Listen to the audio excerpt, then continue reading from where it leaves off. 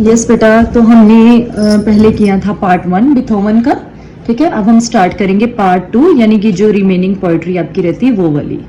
ठीक है, तो लास्ट हमने ये पढ़ा था कि बिथोवन जो था बेटा, उसके दिमाग में उसके फादर का जो एंथम है, उसके फादर की जो आवाजें हैं वो कॉन्टिन्यूसली उसे सुनाई देती हैं। ठीक है, जब ऑर्केस्ट्रा वाले म्यूजिक बजाते हैं तो उसको अपना बेटा वो घर वाला जो सीन है, जब वो अपने फादर के सामने पियानो बजाता था, जब अपने फादर के सामने वो प्रैक्टिस करता था, तो वो वाला सीन याद आ जाता है, जिसकी वजह से वो बार बार ठीक है ऐसे बिहेव करता है कि उसको ऐसा लगता है कि उसके फादर उसके सामने खड़े हैं। अब देखो बेटा, अब वो ऑर्केस्ट्रा उसके सामने वो अपने म्यूजिकल इंस्ट्रूमेंट बजा रहे हैं, तो एकदम से उसके फादर की इमेज उसके सामने आती है, तो उसको ऐसा लगता है कि वो खुद अपने फादर के रूप में बन गया है, और ऑर्केस्ट्रा वाले जितने भी लोग हैं ना वो बिथोवन है। ठीक है, अब वो खुद फादर बन के बेटा वो कैसे उनको जज करेगा, आप देखना। तो बेटा जब ऑर्केस्ट्रा वाले सिम्फनीज प्ले करते थे, म्यूजिकल इंस्ट्रूमेंट्स प्ले करते थे, वो कहता था it was not good enough, क्योंकि वो खुद अपने आप को फादर की तरह समझ रहा है ना, उनके काम में वो नुक्स निकाल रहा है बेटा। वो कह रहा है नहीं नहीं अच्छा नहीं लगा। एक तरफ तो देखो बेटा ये कह रहे हैं कि उसकी हियरिंग पावर नहीं है ना, तो आप सोचोगे कि वो कैसे किसी को जज कर सकता है। तो बेटा ये जज नहीं कर रहा, वो अपने उस मेंटल स्टेट में से गुजर रहा है। ठीक है, तो ऐसे कुछ लोग ऐसा बिहेव तब करते हैं जब वो किसी मेंटल स्टेट से गुजरते हैं, जब उनको कुछ कोई चीज परेशान करती है। तो बचपन से ही वो एक ऐसे माहौल में पला था बेटा, जैसे कि मैंने आपको बताया कि उसको प्यार नहीं मिला।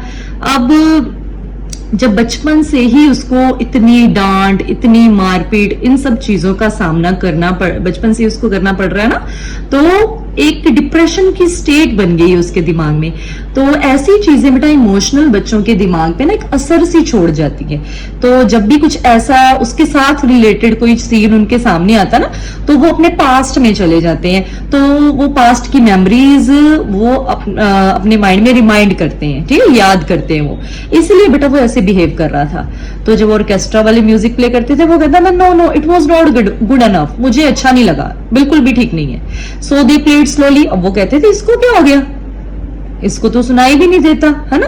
तो उसको बेटा वो एकदम से गौर से देखते थे और ये सोचते थे कि क्यों नहीं पसंद आ रहा। तो इसकी वजह से वो धीरे धीरे से म्यूजिकल इंस्ट्रूमेंट्स बजाना शुरू कर देते थे। Not good enough. ठीक है, फिर से अपने फादर की तरह, क्योंकि वो अपने फादर की तरह बिहेव कर रहा है, फिर से वो कह रहा है नहीं मुझे अच्छा नहीं लगा। सो दे प्लेड सॉफ्टली, और फिर उसके बाद उन्होंने धीरे धीरे बजाना शुरू कर दिया। ठीक है, नॉट गुड एनफ, फिर से वो अपने फादर की तरह, क्योंकि बेटा जैसे उसके फादर को एकदम से कुछ पसंद नहीं ना आता था, अब उसको भी कुछ पसंद नहीं आ रहा। वो कह रहा नहीं अभी भी अच्छा नहीं है। तो जैसे बेटा वो खुद करता था, अगर वो जोर से बजाता था, अगर वो धीरे धीरे बजाता था, अगर वो सॉफ्टली बजाता था, उसके फादर किसी भी स्टेट में, किसी भी कंडीशन में सेटिस्फाइड नहीं होते थे। और इसीलिए वो भी किसी स्टेट में सेटिस्फाइड नहीं हो रहा, क्योंकि वो अपने पास्ट मेमोरीज को रिकलेक्ट कर रहा है बेटा। सो दे प्लेड स्ट्रांगली। अब वो जोर जोर से बजा रहे हैं, आगे से वो बोल रहा है नॉट गुड एनफ। तो बेटा ये क्वेश्चन आपके एग्जाम में आ सकता है कि उसके फादर का एंथम क्या था, यानी कि वो वर्ड्स क्या थे जो बार बार वो यूज करते थे, रिपीट करते थे। सो वर्ड्स बेटा पर्टिकुलर वर्ड्स है, नॉट गुड एनफ, इसीलिए इन वर्ड्स को यहाँ कैपिटल लेटर्स में लिखा है। तो बेटा कैपिटल लेटर्स में किसी चीज को लिखने का मतलब होता है कि जब आप किसी चीज को हाईलाइट करना चाहते हो, तो पोएट ने इन वर्ड्स को हाईलाइट करके लिखा है, ताकि आपके सामने वो 3 टिपिकल वर्ड्स जो है, जो उसके फादर यूज करते थे, वो आपको बार बार पता चले। ठीक है, सभी वर्ड से अलग नजर आए। So they tried to mock the man. अब बेटा वो देखो परेशान हो रहे थे, वो कह रहे थे कि इसको चाहिए क्या, ये चाहता क्या है हमसे। तो बेटा उन्होंने क्या करना शुरू कर दिया, दे ट्राइड, उन्होंने कोशिश की, टू मोक, मजाक उड़ाना, द मैन, बिथोवन का मजाक उड़ाना उन्होंने शुरू कर दिया। क्योंकि बेटा वो बार बार वो देखो म्यूजिकल इंस्ट्रूमेंट्स प्ले कर रहे हैं, उसको पसंद नहीं आ रहा है, तो इस वजह से वो कह रहे ये इसका दिमाग हिल गया, ये पागल हो गया है, ये बेवकूफ है ये इंसान। ठीक है, ये पागलों वाली हरकतें कर रहा है। तो जब हमें कोई भी ऐसी हरकतों वाला इंसान नजर आता ना बेटा, हम उसको मेंटली डिस्टर्ब्ड कहते हैं, ठीक है, उसको पागल बोलते हैं। तो इसलिए वो ऑर्केस्ट्रा वाले लोग भी कह रहे थे ये तो पागल है, make fun of the madness, उसके पागलपन का मजाक उड़ा रहे थे बेटा। जो पागलपन इस चीज को बोला गया ना, लेकिन साइकियाट्रिस्ट जो होते हैं, डॉक्टर्स जो होते हैं, वो ये कहते हैं कि ये जो पागलपन लोगों को लगता है, एक्चुअली ये किसी इंसान की दिमागी परेशानी होती है। अब बेटा दिमागी परेशानी एक बहुत बुरी चीज है, भगवान करे किसी को ना हो, लेकिन जो इंसान इस चीज से गुजरते हैं ना, उनको पता डिप्रेशन कितनी बुरी चीज है। तो देखने वाला इंसान मजाक उड़ाता है, तो मजाक उड़ाना मतलब कि बेटा है कि बहुत बुरा काम होता है, कि मजाक तो बिल्कुल नहीं उड़ाना चाहिए। तो वो बीथोवन का मजाक उड़ाना उन्होंने शुरू कर दिया कि किसी ने उसके दुख को, किसी ने उसके प्रति हमदर्दी नहीं दिखाई, किसी ने उसके दुख को समझा नहीं, तो उसका मजाक वो उड़ा रहे हैं बाय मिमिकिंग द मूवमेंट्स। अब जैसे जैसे वो हरकतें कर रहा था, वैसे वैसे उसको मिमिक कर रहे थे। मिमिक होता है बेटा नकल उतारना, द मूवमेंट्स, उसकी मूवमेंट्स को, यानी कि जैसे जैसे वो बिहेव कर रहा था, जैसे जैसे वो हरकतें कर रहा था, उन हरकतों को वो रिपीट कर रहे थे बेटा। होल्डिंग देयर बोज, होल्डिंग मतलब कि पकड़ के रखा हुआ था उन्होंने देयर बोज। बोज बेटा वो एक लंबी सी स्टिक आपने देखी होगी जिसकी मदद से हम वायलिन बजाते हैं ना, म्यूजिकल इंस्ट्रूमेंट वायलिन बेटा, वो एक स्टिक की वजह से, ठीक है, वो प्ले होता है, ठीक है। अगर वो स्टिक नहीं होगी तो वो परफेक्टली प्ले नहीं होगा। तो आपने अक्सर मूवीज में या वीडियोस में देखा होगा, या रियल में भी कभी देखा होगा कि जो वायलिन है बेटा, एक लंबी सी स्टिक से तो उसको कंधे पे रखते हैं और ऐसे बिल्कुल जो म्यूजिशियंस हैं उसमें खो जाते हैं और उसको कैसे बजाते हैं। तो बेटा वो देखो कैसे उसका मजाक उड़ा रहे थे। उन्होंने जो वायलिन की स्टिक्स थी, उनकी बोज थी, उसको पकड़ के रखा था a quarter of an inch above. Quarter of an inch, quarter बेटा आपको पता है क्वार्टर कितना होता है, ठीक है, मैथ्स में आपको बताया जाता है कि क्वार्टर मींस फोर्थ पार्ट, यानी कि उससे थोड़ा सा एक इंच सा उस वायलिन से उन्होंने ऊपर करके रखा हुआ था। अबव द स्ट्रिंग्स, वायलिन की जो स्ट्रिंग्स थी, जो तारे थी बेटा, उसके ऊपर थोड़ा सा करके रखा हुआ था। नॉट मेकिंग अ साउंड, ठीक है, वो कोई आवाज नहीं बेटा प्रोड्यूस कर रहे थे, कोई धुन नहीं बजा रहे थे, वो सिर्फ उसका मजाक उड़ा रहे थे। वो क्या कर रहे थे, झूठ मूठ में वो वायलिन को पकड़ के उसके ऊपर जो बो है उसको थोड़ा सा इंच ऊपर रख के ऐसे उसको शो कर रहे थे कि देखो हम तो मेहनत कर रहे हैं, हम तो बजा रहे हैं, लेकिन एक्चुअली वो बजा नहीं रहे थे। तो बेटा अक्सर एक्चुअली ये उसको जो सुनाई नहीं देता था ना, एक तो उस चीज का मजाक उड़ा रहे थे, ठीक है, और दूसरी उसके डिप्रेशन का मजाक उड़ा रहे थे। तो दो चीजों का ये मजाक उड़ा रहे थे। वो कह रहे थे कि हम जो मर्जी करें, इसको पसंद तो आना नहीं है, तो ऐसा करते इसको बेवकूफ बनाते हैं, ठीक है, इसको कौन सा सुनाई देगा। तो वो थोड़ा सा इंच ऊपर रख के बेटा वायलिन को बजा रहे थे। It was perfect. तो जब बीथोवन है बेटा, वो अपने फादर की तरह क्रूअल नहीं है, ठीक है। तो जब उसने ये महसूस किया कि हाँ बेचारे बहुत मेहनत से काम कर रहे हैं, बहुत स्ट्रगल कर रहे हैं, तो उसने ये सोचा कि नहीं ऐसा नहीं करना चाहिए। तो उसने बेटा फिर इस चीज को नोटिस करके कि हाँ वो बहुत मेहनत कर रहे हैं, उसने बोला कि नहीं नहीं, हाँ बहुत अच्छा, very good, very perfect, you are doing very good. तो उसने लास्ट में मोटिवेट किया। देखो बेटा कैसे किसी परेशान इंसान का, कैसे किसी डिसेबल इंसान का ये जो दुनिया मजाक उड़ाती है।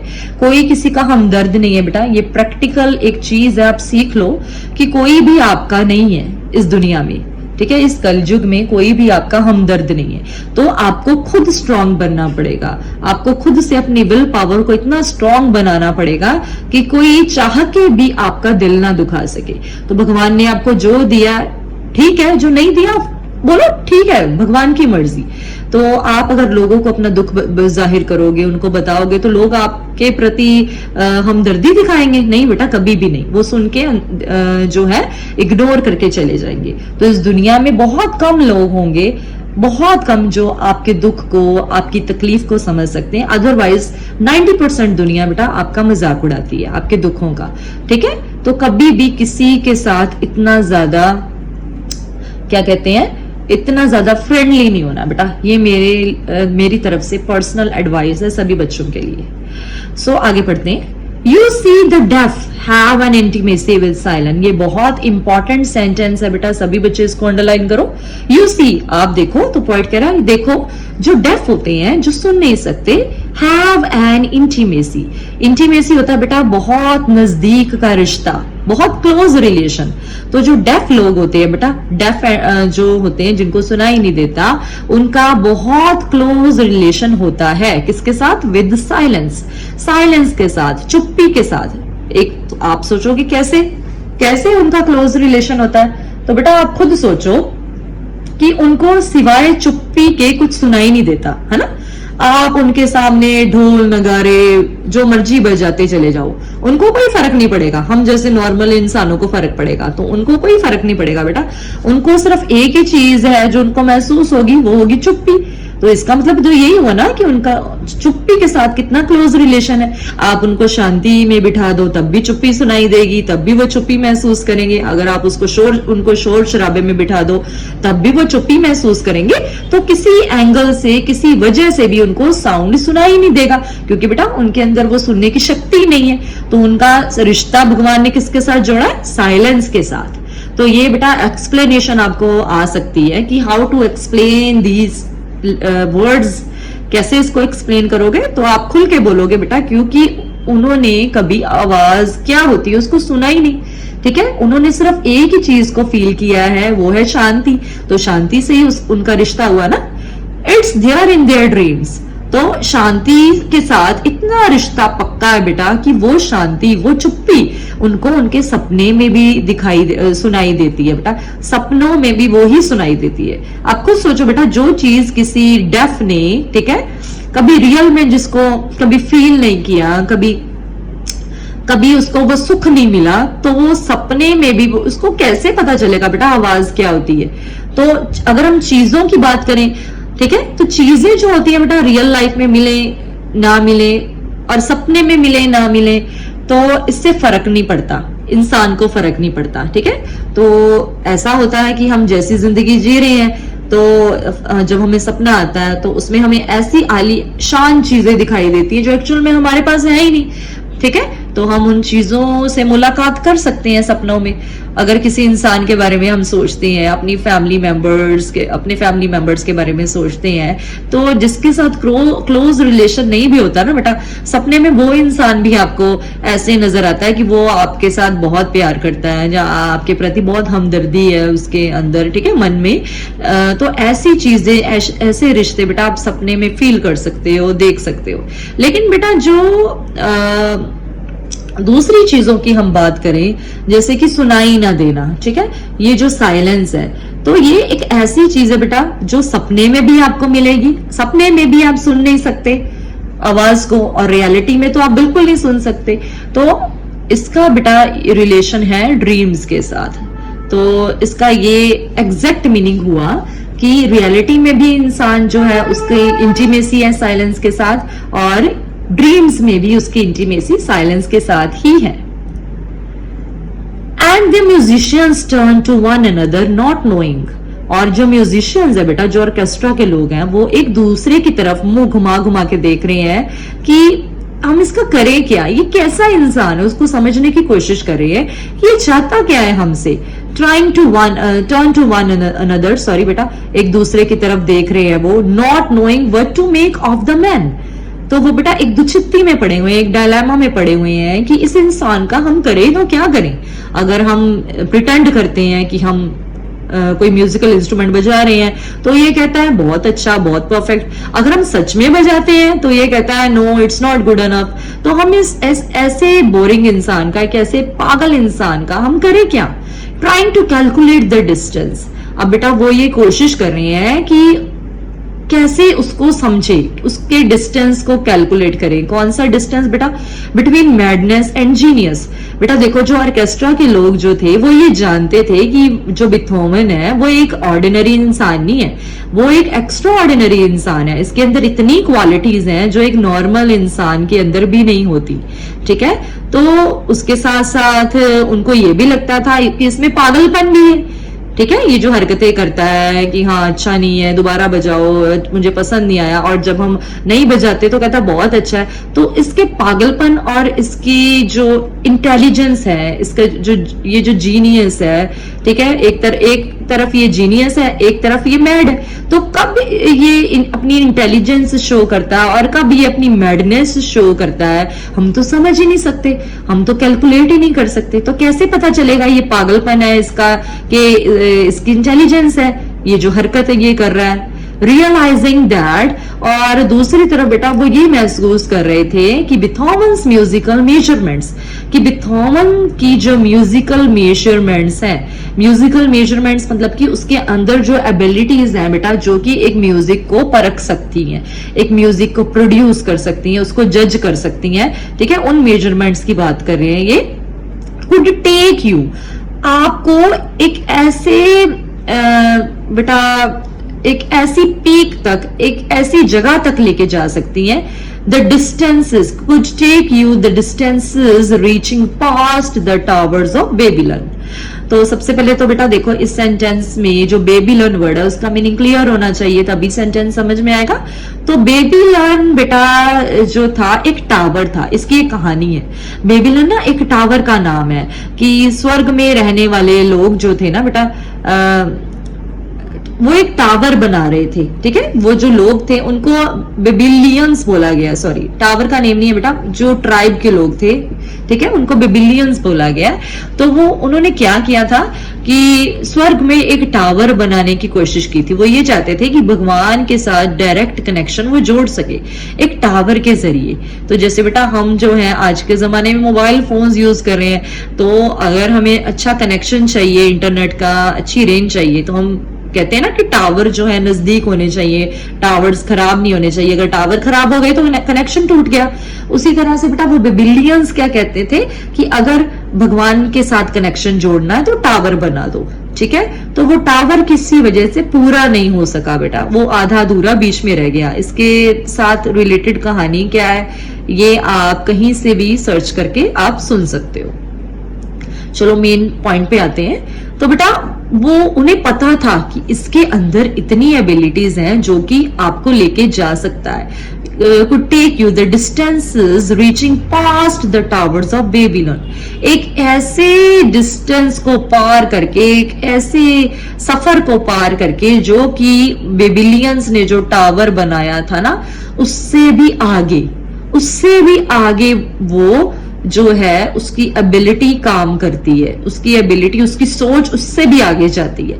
तो बेटा आप खुद सोचो धरती से आसमान तक का सफर कितना ज्यादा है ना, कितना डिस्टेंस है। और स्वर्ग में कहीं, हेवन में कहीं वो टावर बनाया होगा और टावर से भी आगे, टावर को भी पार करके। तो आप खुद सोचो बेटा कि उसकी सोच, उसकी एबिलिटीज कहां तक जा सकती थी।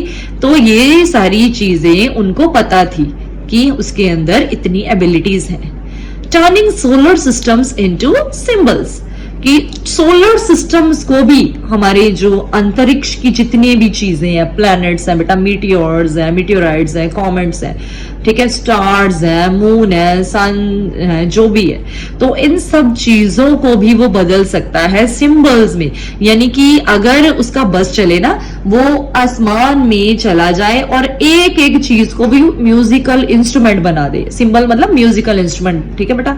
तो सिंबल्स मीन्स म्यूजिकल इंस्ट्रूमेंट्स। तो अगर उसका बस चले ना तो एक एक अंतरिक्ष की एक एक चीज को वो क्या बना दे, musical instrument that crash together, जो कि आपस में भिड़ते रहते हैं, आपस में टकराते रहते हैं। तो उसका अगर बस चले ना तो उन चीजों को भी वो म्यूजिकल इंस्ट्रूमेंट्स बना दे, इतनी इसके अंदर एबिलिटी है। Causing comets to collide, causing comets to collide, इसका जो म्यूजिक है वो इतना ऊंचा जाता है, उसकी जो टोन है, उसकी जो आवाज है वो इतनी दूर तक जाती है कि जो कॉमेट्स हैं आसमान में, जो कॉमेट्स बेटा वो भी कोलाइड कर दें, आपस में टकरा दें वो एकदम से उस आवाज को सुन के।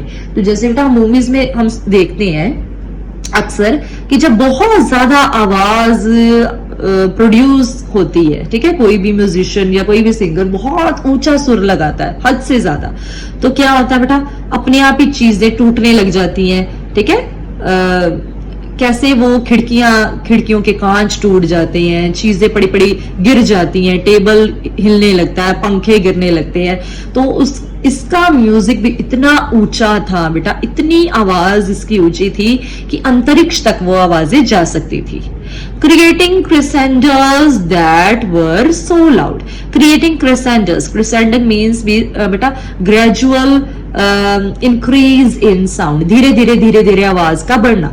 तो धीरे धीरे आवाज इतनी बढ़ सकती थी, दैट वर सो लाउड, जो कि बहुत ही ज्यादा ऊंची हो सकती थी। तो बेटा वर हम यूज करते हैं जब हमने ये बोलना हो कि ऐसा हो सकता था, अगर ऐसा होता तो ऐसा हो सकता था। हम कहते हैं ना, if I were principle of the school, अगर मैं प्रिंसिपल होता तो मैं तो ऐसा कर देता, मैं तो वैसा कर देता। जैसे हमारे टीचर्स कर रहे हैं हमारे साथ, तो मैं तो बिल्कुल भी ना होने देता। ठीक है, तो बच्चों को ऐसा लगता है बेटा टीचर्स उनके ऊपर क्या कर रहे हैं, अत्याचार कर रहे हैं, प्रिंसिपल जो है वो अत्याचार कर रहे हैं। तो हम कहते हैं अगर हम प्रिंसिपल होते ना तो हम ऐसा करते थे। ठीक है, तो बेटा वो जो म्यूजिशियंस है वो ये कह रहे हैं कि अगर उसका बस चलता ना तो उसने ये सब कुछ कर देना था। They shook the constellations, उन्होंने क्या करना था, constellations को। constellation बेटा कहते हैं group of stars that create beautiful pattern in the sky। तो ये आपने साइंस में पढ़ा होगा बेटा, ये चीज आपने पढ़ी होगी कि constellation का मतलब है कि स्टार्स का एक ऐसा ग्रुप जो कि बहुत ही ब्यूटीफुल से पैटर्न में आपको दिखाई देता है। ठीक है, तो अगर इसका बस चलता, इसके म्यूजिक की आवाज इतनी ऊंची सुनाई देनी थी कि कॉन्स्टेलेशंस भी हिल जाते, टूट जाते सारे सितारे। Until the stars began to fall from the sky। तो जब तक कि सारे सितारे, until the stars, जब तक कि सारे सितारे began to fall, शुरू ना हो जाते गिरना, जब तक कि गिरना शुरू ना हो जाते, फ्रॉम द स्काई, स्काई से, आसमान से धरती तक, तब तक क्या है उसने जो है डिस्ट्रक्शन कर देनी थी अपनी म्यूजिक से। तो सबसे पहले बेटा बताया गया कि डिस्ट्रक्शन वो लोगों के दिमाग तक करता था, यानी कि लोगों के नर्वस सिस्टम तक वो चीज उनको इतनी ज्यादा इम्पैक्ट देती थी कि वो फिर भी वो उसको बार बार सुनने आते थे। तो बेटा जब किसी के अंदर कोई क्वालिटी होती है तभी हम उसको सुनते हैं, तभी हम उसको अप्रिशिएट करते हैं, अदरवाइज हम इग्नोर करते हैं। And it looked like the entire universe had begun to cry. और ऐसा लगना था, and it looked like the entire universe, अगर ऐसा सब कुछ होता कि हाँ आपस में सभी सोलर सिस्टम्स जो है वो म्यूजिकल इंस्ट्रूमेंट्स बन गए हैं और कॉमेट्स आपस में टकरा रहे हैं और कॉन्स्टेलेशंस जो है स्टार्स नीचे गिर रहे हैं, अगर ऐसा होता तो सारा अंतरिक्ष जो है बेटा वो रोने लग जाता। तो रोने लग जाता कहने का मतलब ये है, ये ऐसे ही होना था ना कि सारा अंतरिक्ष जो है वो एकदम से टिका हुआ है, एकदम से अपना काम कर रहा है, तो कोई दूसरा इंसान आके उसके काम में टांग अड़ा रहा है, जब वहां डिस्ट्रक्शन क्रिएट कर रहा है तो वो रोने लगेगा बेटा। अगर हम काम कर रहे हैं तो हमें कोई डिस्टर्ब करेगा कि हमारी चीजों को तहस नहस कर देगा तो हम भी तो रोएंगे, है ना। हम कौन सा खुशी मनाएंगे कि हाँ तूने मेरी चीजें तोड़ दी, बहुत अच्छी बात है। ठीक है, तो अंतरिक्ष की चीजें जो जिसके ऊपर अंतरिक्ष का हक बनता है, यूनिवर्स का हक बनता है, तो उसने भी रोना शुरू कर देना था। तो distance must be an illusion. तो बेटा वो ये कह रहे हैं कि हाँ ये जो हम फर्क बता रहे हैं, जो डिस्टेंस बता रहे हैं कि कहां तक उसके म्यूजिक की आवाज जा सकती है, ये एक इल्यूजन है, एक इल्यूजन है बेटा। मतलब कि अंदाजे से बता रहे हैं कि पक्का अंदाजा नहीं लगाया जा सकता कि कहां तक ये जो इम्पैक्ट छोड़ेगा इसका म्यूजिक। तो ये इनफाइनाइट है, उसकी आवाज जो है ना, इसके म्यूजिक की आवाज इनफाइनाइट है। तो इस डिस्टेंस को कहां तक वो उसका म्यूजिक जाएगा, कहां तक तबाही क्रिएट करेगा, तो ये एक इल्यूजन है बेटा, यानी कि एक अंदाजा है, अप्रोक्सीमेटली बताने की कोशिश कर रहे हैं, तो ये पक्का नहीं है। ठीक है, तो सिर्फ अंदाजा लगा के बता रहे हैं कि हाँ ऐसा हो सकता है। The man must be a genius.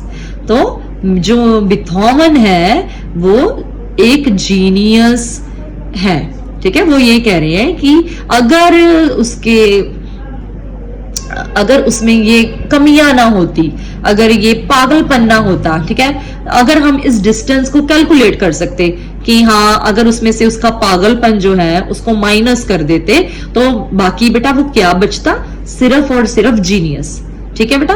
तो ये वो कहना चाहती है कि अगर हम इसमें से इसका पागलपन हटा देते ना, अगर हमें पता चल जाता कि हाँ कि इसकी इंटेलिजेंस जो है वो कब होती है रिफ्लेक्ट, और इसका पागलपन कब रिफ्लेक्ट होता है, तो इसके पागलपन को इग्नोर करते और इसकी इंटेलिजेंस की अगर बात करते तो ये दुनिया का सबसे जीनियस इंसान होता। ठीक है। यस बेटा, last page of this poetry, बिथोवन। तो पोएट कह रहा है बिथोवन, his thoughts moving at the speed of sound. उसके जो विचार थे, उसकी जो फीलिंग्स थी बेटा, वो साउंड की स्पीड पर मूव करती थी। जैसे कि आवाज की स्पीड होती है ना, तो जब आपको म्यूजिक सुनाई देता है, जब आपको धुनें सुनाई देती हैं तो कितने जैसे तेज तेज सुनाई देती हैं, उसी तरह उसके मन के विचार जो थे उसके अंदर वो म्यूजिक की तरह वो इधर उधर घूमते थे। उसकी स्पीड से उसके दिमाग में वो सारी चीजें आती थी, यानी कि कौन सी धुन बजानी है, कब बजानी है, कैसे बजानी है। तो ईयर ड्रम्स ना होने के बावजूद भी बेटा वो झट से प्रोड्यूस कर लेता था कि हाँ कोई चीज मैंने कैसे प्रोड्यूस करनी, कोई धुन कैसे बनानी है। तो उसको ज्यादा सोचना नहीं पड़ता था, वो एक एक्स्ट्रा ऑर्डिनरी इंसान था बेटा। ट्रांसफॉर्मिंग इमोशन इनटू म्यूजिक, जब वो अपने इमोशन को म्यूजिक का रूप देता था तो उसकी जो स्पीड थी बेटा सोचने की, ठीक है, वो इतनी ज्यादा थी कि हम अंदाजा भी नहीं लगा सकते।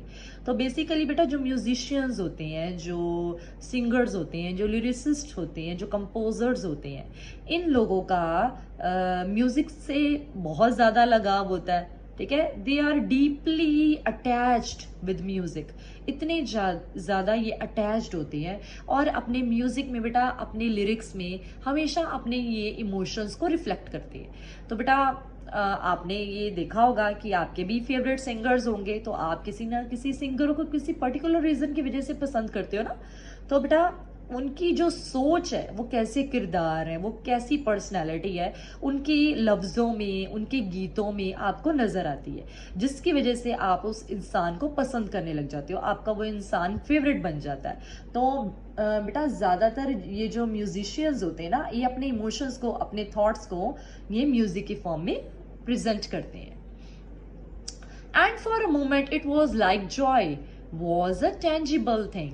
तो जब लोग उसको सुनने आते थे ना बेटा, तो एक पल के लिए, एंड फॉर अ मोमेंट, एक पल के लिए ऐसा लगता था, इट वॉज लाइक जॉय, एक ऐसा मजा है, एक ऐसी चीज है जिसको कि it was like Joy was a tangible thing.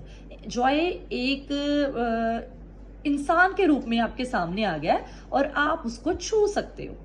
ठीक है, वो एक ऐसी, वैसे तो जॉय बेटा एक फीलिंग होती है, ठीक है, एब्स्ट्रैक्ट फीलिंग होती है, एब्स्ट्रैक्ट नाउन है, लेकिन वो एक ह्यूमन फिगर के रूप में सामने आ गया है। उनको ऐसा लगता था लोगों को, यानी कि पर्सोनिफिकेशन यहाँ यूज की गई है बेटा, लिटरेरी टर्म पर्सोनिफिकेशन का मतलब होता है कि जब आप फीलिंग, अपनी फीलिंग्स को कैरेक्टर्स के फॉर्म में आप देख सकते हो। ठीक है, तो यहाँ पर जो मजा है बेटा, जो उनको उसको सुन के मिलता था, एक पल के लिए ऐसा लगता था कि वो तो एकदम से सामने एक कैरेक्टर की तरह आ गया है, जिसको हम सुन सकते हैं, जिसको देख सकते हैं, जिसको छू सकते हैं। बेटा जिसको छू सकते हो उसको कहते हैं tangible. Like you could touch it, ऐसा लगता था कि आप उसको छू सकते हो। वो म्यूजिक ऐसा नहीं लगता था कि सिर्फ आप उसको सुन ही सकते हो, ऐसा भी लगता था कि उसको छू सकते हो। Like for the first time we could watch love and hate dance together. तो बेटा वो उसके म्यूजिक में इतने खो जाते थे, इतने खो जाते थे कि ऐसा लगता था जिंदगी में पहली बार, like for the first time, कि जिंदगी में पहली बार वी कुड वॉच, हम देख सकते हैं, love and hate dance together, प्यार वाली फीलिंग्स और नफरत वाली फीलिंग्स आपस में नाचती हुई। तो बेटा एक वर्ड होता है वॉच, एक वर्ड होता है सी। तो मोस्टली बच्चों को दोनों में डिफरेंस नहीं पता होता कि वॉच वर्ड कहाँ यूज करना है और सी वर्ड कहाँ यूज करना है। तो बेटा जब आप स्थिर चीजों को देखते हो, यानी कि उन चीजों को देखते हो जो अपनी जगह से खुद मूव नहीं कर सकती, खुद हिल नहीं सकती, तब आप उन चीजों के लिए वर्ड यूज करते हो सी। जैसे कि आप किसी चेयर को देखते हो तो आप बोलोगे आई सी अ चेयर, ठीक है, in the classroom, I see the benches in the classroom. लेकिन अगर आप बेटा आप किसी चीज को मोशन में देखते हो, यानी हिलती जुलती, बातें करती, चलती हुई देखते हो, तब आप वर्ड यूज करते हो वॉच। जैसे कि बेटा आप बच्चों को पार्क में खेलते हुए देखते हो, आप टीचर को चैप्टर पढ़ाते हुए देखते हो, ठीक है, तो उनमें मूवमेंट्स होती हैं। तो यहाँ तक इसके अलावा बेटा आप टेलीविजन भी देखते हो ना, तो टेलीविजन में जो वीडियोस होती हैं आप उनको सी नहीं करते, आप उनको वॉच करते हो, क्योंकि इनमें बहुत सारे कैरेक्टर्स हैं और बहुत सारे कैरेक्टर्स को आप देख सकते हो। वो कैरेक्टर्स बातें कर रहे हैं, वो कैरेक्टर्स नाच रहे हैं वो आपस में, ठीक है, और वो मूवमेंट दिखा रहे हैं, तो आप वीडियोस को वॉच करते हो, ठीक है बेटा। तो वॉच और सी में क्या डिफरेंस होता है, आई होप आपको पता चल गया होगा। तो बेटा जो ऑडियंस उसको देखने आती थी, सुनने आती थी, तो एकदम से वो इतना खो जाती थी, उनको ऐसा लगता था कि वो मज़ा है ना, वो उस मज़े को देख सकते हैं, टच कर सकते हैं। और जो भी नफरत वाली चीज़ें जो थी, या प्यार वाली चीज़ें, कहने का मतलब बेटा जैसे लिरिक्स में प्यार भी होता है, ठीक है, सैडनेस भी होती है, हेट भी, नफरत भी होती है, तो काफी सारे इमोशंस में आपको जो म्यूजिक सुनाई देता है ना, तो जैसे कि कुछ लोग सैड सॉन्ग्स पसंद करते हैं, कुछ लोग बीट सॉन्ग्स पसंद करते हैं, तो उसमें काफी सारी इमोशंस, काफी सारी फीलिंग्स होती हैं। तो ऐसा लगता था कि सारी फीलिंग्स आपस में नाच रही है, प्यार वाली फीलिंग जो है नफरत वाली फीलिंग के साथ नाच रही है, ठीक है, कोई और फीलिंग है वो किसी और फीलिंग के साथ वो नाच रही है। तो कहने का मतलब है हर फीलिंग भी आपस में नाचती हुई नजर आती थी। In a worlds of such precision and beauty, in a worlds of such, worlds मतलब बेटा एक पर्टिकुलर डांस होता है जो कि आपने देखा होगा अक्सर कपल डांस जिसको आप बोलते हो ना, तो कपल्स आपस में कैसे डांस करते हैं।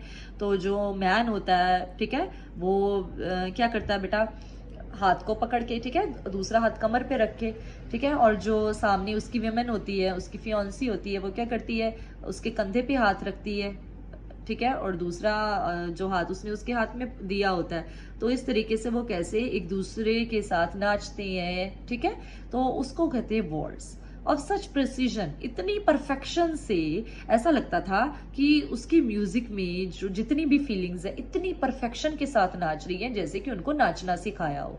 And beauty that we finally understood that history was not important to know the man, और इतनी परफेक्शन के साथ वो फीलिंग्स नाचती थी, और खूबसूरती इतनी होती थी दैट वी फाइनली अंडरस्टूड, कि हमें फाइनली ये पता चल गया कि history was not important to know, history जो थी वो इतनी जरूरी नहीं थी बेटा to know the man, Beethoven को जानने के लिए। तो किसी इंसान को जब हम जानना चाहते हैं बेटा, हम क्या करते हैं, हम ये जानने की कोशिश करते हैं कि उसका फैमिली बैकग्राउंड क्या है, ठीक है, वो कहाँ से आया है, ठीक है, वो कैसी उसकी सोच है, या उसकी फैमिली में सब कैसे हैं, ठीक है, उसका रहन सहन कैसा है, वो कैसे उठता बैठता है, उसकी फैमिली में बाकी मेंबर्स जो हैं उसकी तरह सोचते हैं कि नहीं, ठीक है। तो अगर किसी इंसान के बारे में हम जानना चाहते हैं ना, तो हम उसकी तह तक जाते हैं, बिल्कुल उसके फोर फादर्स से शुरू हो जाते हैं कि हाँ, कि इसकी फैमिली को देखो कि वो कैसे वो जीते आए हैं इतने सालों से, कैसे माहौल में रहते हैं। लेकिन बिथोवन के केस में ऐसा नहीं था बेटा, लोग उसको प्यार करते थे, ठीक है, सिर्फ उसकी एबिलिटी की वजह से, उसके टैलेंट की वजह से। उनको कुछ लेना देना नहीं था वो कहाँ से आया है, उसकी हिस्ट्री क्या है, उसका फैमिली बैकग्राउंड क्या है, उसकी कास्ट क्या है, ठीक है, वो अच्छी जात है उसकी या कोई छोटी जात है, तो इन चीज़ों से उन लोगों को फर्क नहीं पड़ता था।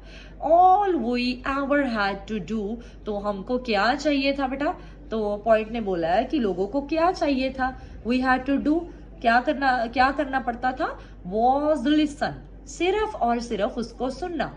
तो पॉइंट कह रहा है कि अगर उसके बारे में आप जानना चाहते थे, अगर आप उसको समझना चाहते थे कि वो कैसा इंसान है, उसकी एबिलिटीज कैसी हैं, तो उसके लिए उसकी हिस्ट्री को झांकना, उसके फैमिली बैकग्राउंड को देखना ये ज़रूरी नहीं था। ज़रूरी था तो सिर्फ ये कि उसको सुनो, अच्छे से सुनो, दिल लगा के पूरे गौर से सुनो, तभी आप उसको जान सकते हो। तो ये है बेटा आपकी पोएट्री बिथोवन, ठीक है, बहुत ब्यूटीफुल पोएट्री है, और एक बच्चा है उसकी ज़िंदगी के बारे में आपको बताया गया है, ठीक है। और कितनी ब्यूटीफुली डिस्क्राइब किया गया है कि हाँ, किसी इंसान को जानने के लिए उसके फैमिली बैकग्राउंड को नहीं देखना चाहिए। तो एक सीख भी बेटा लास्ट में उन्हें बताई गई है कि हो सकता है कि फैमिली बैकग्राउंड उसका किसी भी इंसान का, किसी भी अच्छे इंसान का फैमिली बैकग्राउंड अच्छा ना हो। क्या पता वो किस मुसीबतों से जूझ के आया है, कैसी कैसी तकलीफें उसने देखी है। तो अगर आप उन चीज़ों को देखने लग जाओगे तो आप इंसान को कैसे समझ पाओगे। तो किसी इंसान को समझने के लिए बेटा ज़रूरी है कि आप उस इंसान को समझो, ठीक है, सिर्फ और सिर्फ उसको समझो। क्योंकि परिवार में जितने भी लोग हो बेटा, सबका स्वभाव एक जैसा नहीं होता। सारी जो फिंगर्स बराबर नहीं ना होती हाथ की, उसी तरह परिवार में सभी एक जैसे नहीं होते। तो जैसे कि उसके फादर रूड थे, पर वो तो एक अच्छा इंसान था। ठीक है बेटा, तो ये थी आपकी पोएट्री, बहुत ब्यूटीफुल पोएट्री है। तो नेक्स्ट बेटा मैं लेके आऊंगी बाकी और पोएट्रीज और कुछ स्टोरीज और बाकी लेसन्स।